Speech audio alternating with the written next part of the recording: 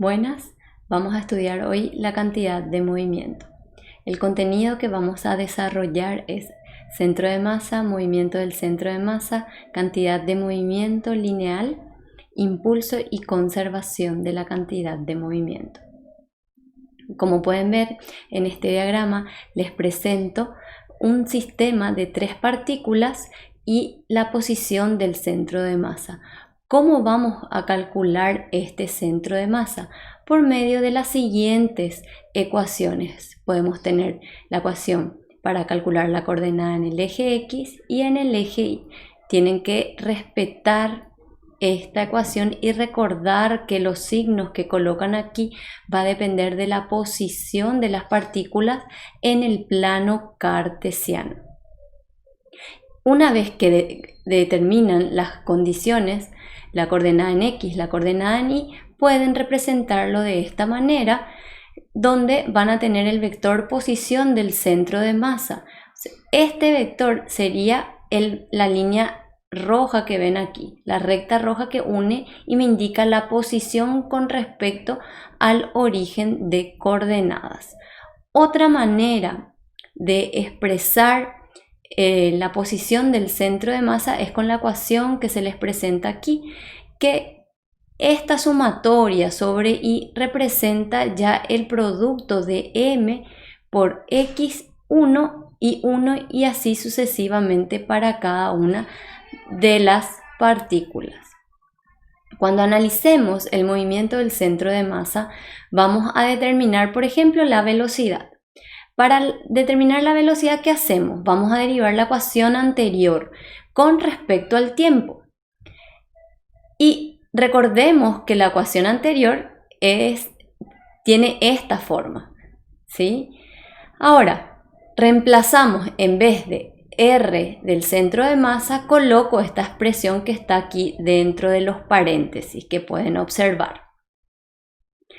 Fíjense que la diferencial con respecto al tiempo, la derivada con respecto al tiempo, solamente le afecta a la magnitud que varía con el tiempo, ya que la masa permanece constante. Entonces se introduce dentro de la sumatoria y sabiendo que la velocidad, ya sea en este caso de una partícula, va a ser RI, derivada de RI con respecto al tiempo. Entonces la velocidad que vamos a tener es la velocidad de cada una de las partículas, para que nos quede la velocidad del centro de masa de esta manera.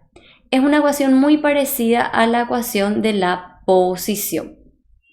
Fíjense que se realiza una sumatoria sobre la velocidad de cada una de las partículas.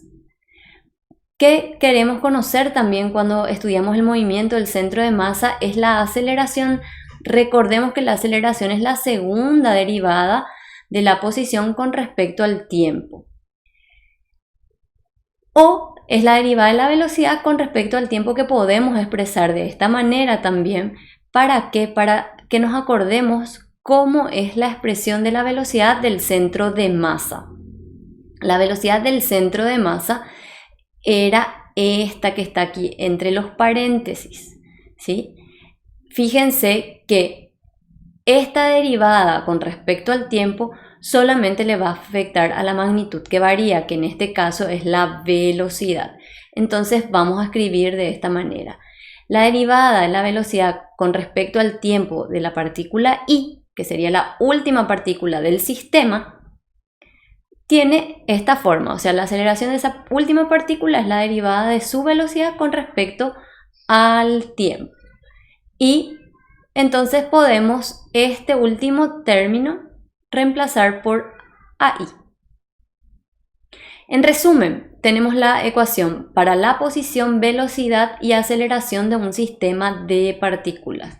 Fíjense que la estructura de las 3 ecuaciones es muy parecida. Entonces es fácil memorizarse. Solo que tienen que resolver, o sea, saber resolver esta sumatoria, ¿sí? Que es simplemente la suma de los productos. Primero hallan el producto y luego hallan la suma. Para la cantidad de movimiento, recordemos que la cantidad de movimiento es una magnitud que nos da más información que la velocidad. En cinemática nosotros sabíamos que un camión y un auto se pueden mover ambos a la misma velocidad, 20 kilómetros por hora. Pero ¿cuál es más fácil de tener? Sería la pregunta.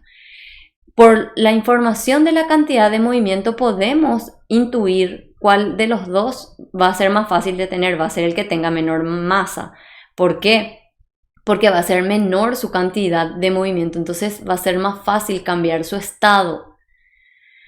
En el sistema internacional, ¿en qué se mide? Se mide en kilogramos por metro sobre segundos, ¿sí? O sea que es el producto de la masa por la velocidad.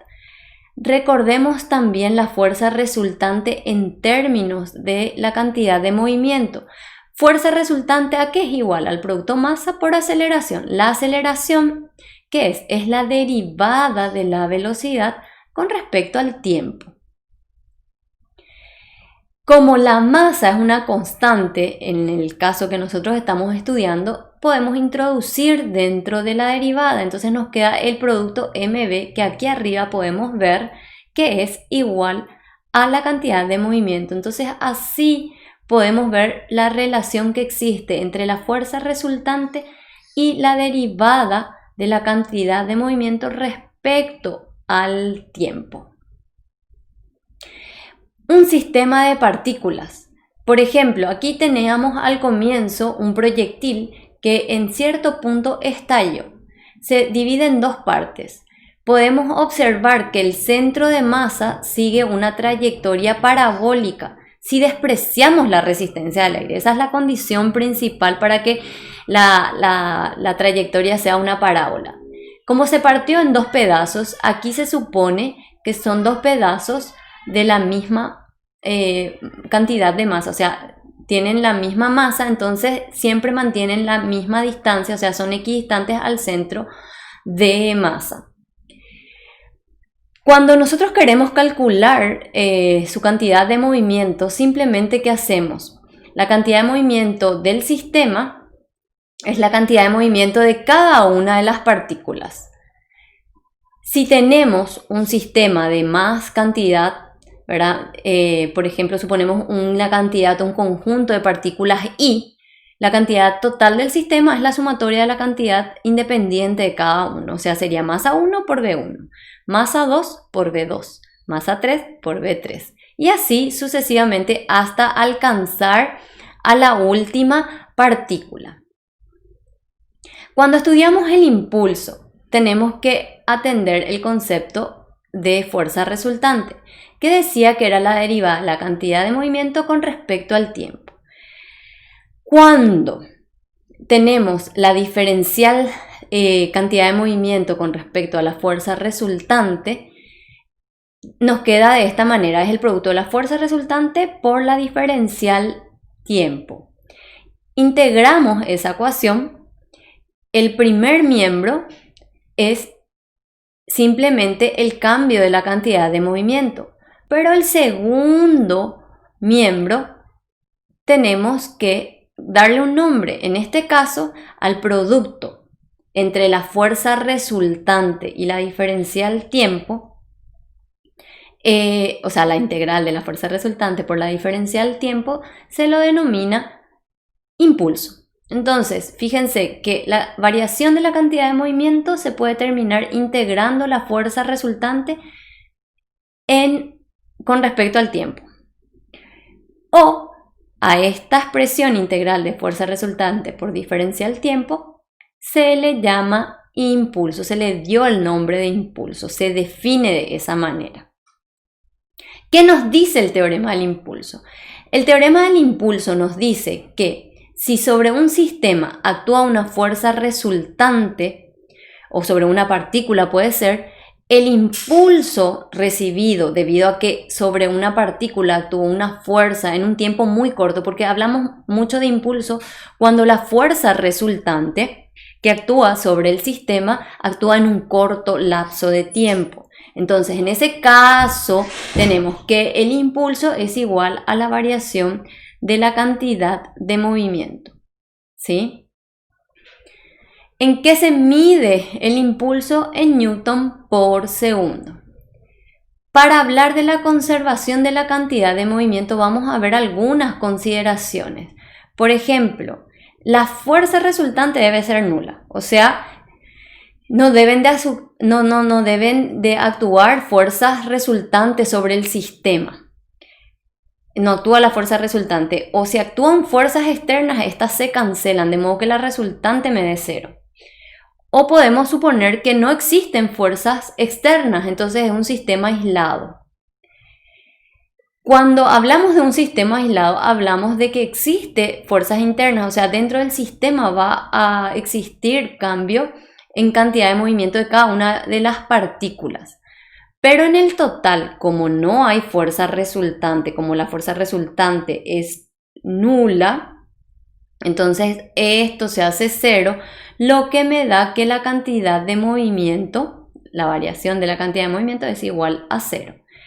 Para el sistema, podemos pensar, por ejemplo, en una mesa de billar. De alguna manera la bola blanca se mueve, pero no vamos a pensar en eso. O sea, no vamos a pensar en cómo la bola blanca consiguió moverse. Lo que analizamos es, bueno, la bola ya se movió. Una vez que la bola se haya movido, ella lleva una cantidad de movimiento. Y eso, al interactuar con las demás bolas de billar, entonces nosotros ¿qué vamos a tener? Vamos a tener una interacción interna. Va a existir fuerzas de acción y reacción, pero van a ser de un sistema aislado, ¿sí? Van a estar dentro de la mesa y cada peso se va con la normal, entonces no consideramos esas fuerzas porque se anulan entre sí, ¿sí? Entonces la variación de la cantidad de movimiento del sistema es cero, cantidad de movimiento final, finalmente es igual a la cantidad de movimiento inicial. Muchas gracias.